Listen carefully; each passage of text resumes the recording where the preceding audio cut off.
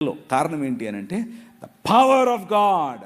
నీ రాజు ఆయన వాడుకోవాలి అనుకుంటే కావలసిన ఈవులు ఇస్తాడు, కావలసిన వరాలు ఇస్తాడు, కావలసినటువంటి అవకాశాలు ఇస్తాడు. నాకు ఇచ్చాడు, నేను వెళ్ళి మాట్లాడాను. అక్కడ కలిసాను నా భార్యను. అందుకు చెప్పాను, ఇది ఇంకేదో దాని కాదు.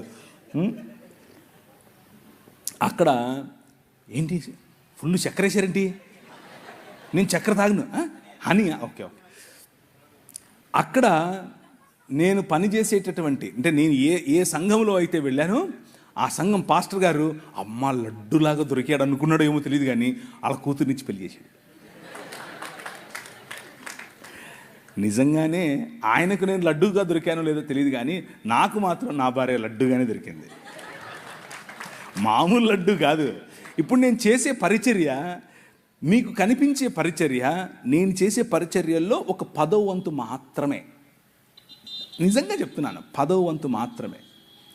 చర్చ్ ప్లాంటింగ్ కానివ్వండి, రోడ్డు మీద పడుండే వాళ్ళని తీసుకొచ్చుకోవడం కానివ్వండి, పిల్లలను పెంచడం కానివ్వండి, డిసైపుల్షిప్ ట్రైనింగ్ కానివ్వండి, బైబిల్ కాలేజెస్ కానివ్వండి, బిజినెస్ యాజ్ మిషన్ అనే పరిచర్య కానివ్వండి, వ్యాపారాలు స్థాపించే పరిచర్య కానివ్వండి, పొలిటీషియన్స్గా ప్రజలను రిలీజ్ చేసే పరిచర్య కానివ్వండి, ఇలాంటి పరిచర్యలు అనేకమైన పరిచర్యల్లో నా భార్య నా ముందు నాకు వెనక్కుండి నడిపిస్తాయి. మామూలు కాదు. నేను తల, కానీ ఆమె మెడ. ఆమె ఊగినట్టే మనం ఊగాలి, ఏం ఆప్షన్ లేదు. ఫోన్ చేసింది, ఎప్పుడొస్తున్నా? మీరేమో 2 గంటల వరకు చెప్పాలంటారా? అంత కుదరదు. అక్కడ హైకమాండ్ స్విచ్ చేసింది, వెళ్ళిపోవాల్సిందే, వేరే ఆప్షన్ లేదు. కాబట్టి 1 గంటకు ముగించేస్తాను. ఒరే నువ్వన్నా చెప్పరా నువ్వన్నా, గుండె కొట్టుకుందనకు చెప్పరా నువ్వన్నా. ఉమెన్, స్త్రీలు. నా భార్య గురించి మాట్లాడింది కారణం ఏంటంటే స్త్రీల గురించి చెప్పాలని. స్త్రీలకు ప్రభు అయిన యేసుక్రీస్తు వేసినటువంటి పెద్ద పీట, ప్రభు అయిన యేసుక్రీస్తు ఇచ్చినటువంటి ఆ గౌరవం.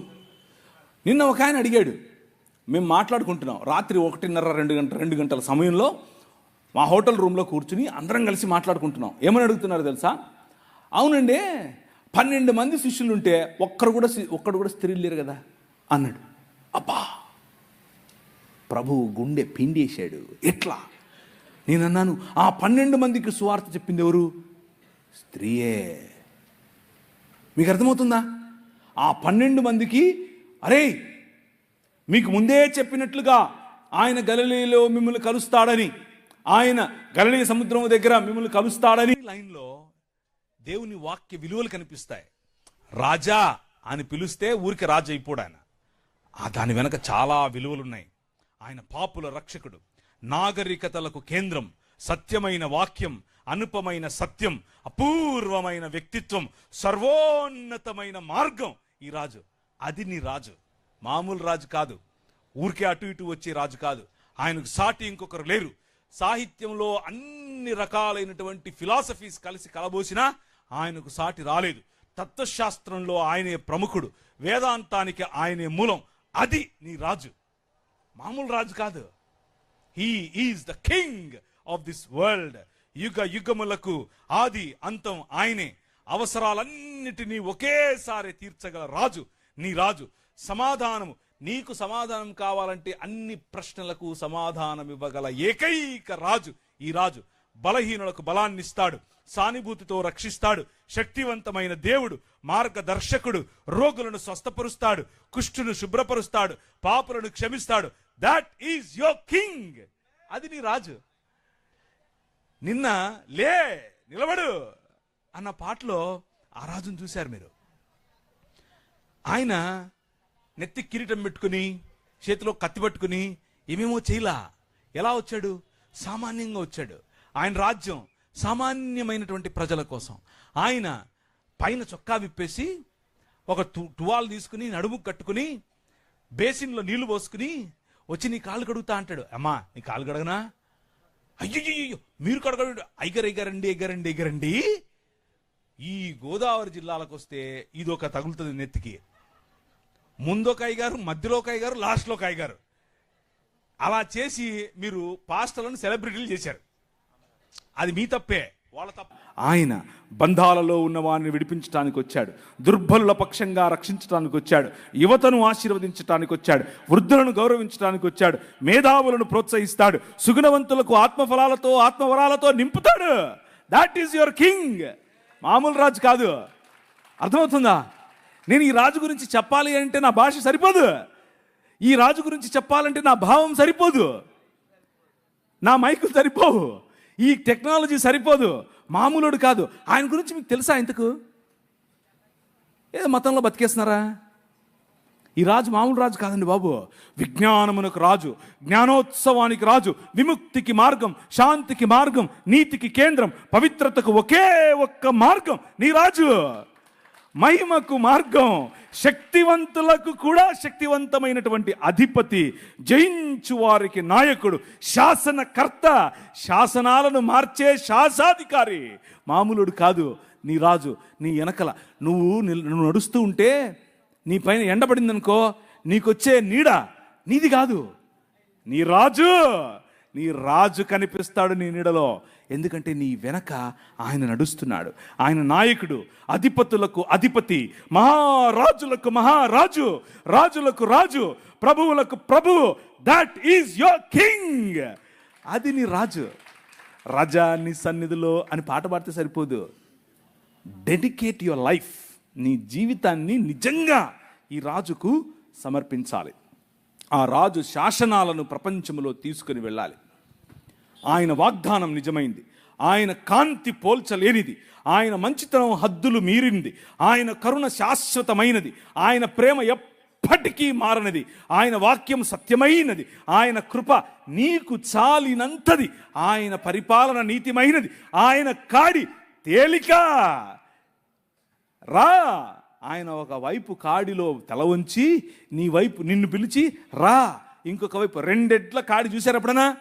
ఒకవైపు ఆయన తల వంచి తన పైన కాడి పెట్టుకుని ఇంకొక వైపు నిన్ను పిలుస్తున్నాడు. Come learn with me. నా కాడి సులువైనది, నేను మిక్కిలి ఎలాంటివాడిని? సాత్వికుడను, దీన మనస్సు కలవాడని. ఈ మార్గం, ఈ రాజు చూపించిన మార్గం, ఆయన గురించి చెప్పాలి అని అంటే నా భాష సరిపోవట్లేదు. ఎందుకు అనంటే ఆయన అనిర్వచనీయుడు, ఆయన అద్భుతకరుడు, ఆయన ఆశ్చర్యకరుడు, ఆయన శక్తిమంతుడు. మామూలుడు కాదు నీ రాజు. స్టెఫెను ఆయనకు ఈ రాజును తెలుసుకున్న తర్వాత నిలబడుకుని మాట్లాడుతూ ఉంటే దేవుని వాక్యం చెప్తుంది, అపోస్తుల కార్యం 6వ అధ్యాయంలో, ఆయన వారి వాగ్దాటిని నిర్వహించలేకపోయిరి.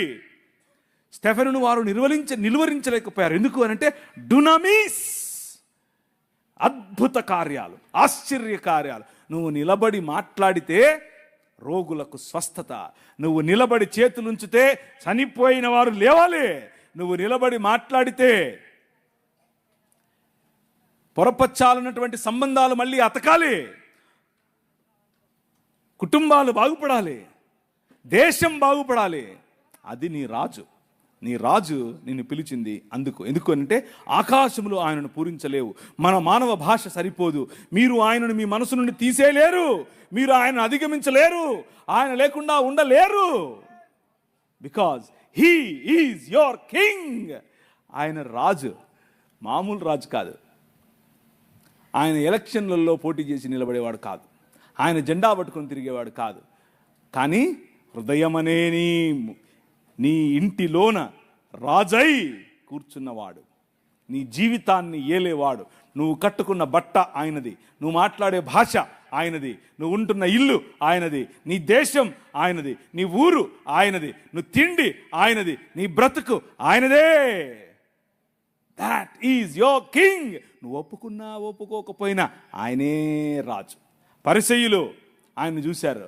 ఆయన్ని చూసి, యూదుల రాజుకు క్రీస్తువు నీవేనా అని అంటే, ఆకాశమేఘారూఢుడై మనుష్య కుమారుడు దేవుని వద్ద నుండి దిగివచ్చుట మీరు చూస్తారు అనంటే మతం తట్టుకోలేకపోయింది, బట్టలు చింపుకుంది.